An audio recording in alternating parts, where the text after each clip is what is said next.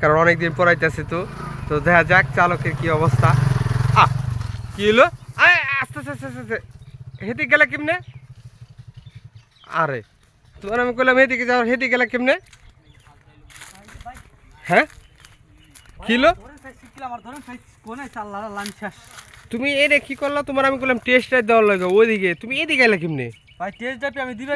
ওই যে মাথা গেছে গাড়ি, ওই যে ওই ব্রেক ধরারই না ক্লাসেরই সুজানো সুজানো।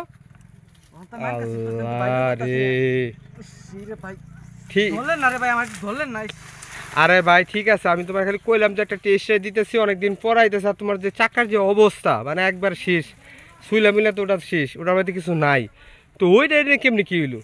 টান দাও দেখি পিছনে নিউট্রাল করে, হ্যাঁ 2 নাম্বার গিয়ারে দেওয়া, টান দাও।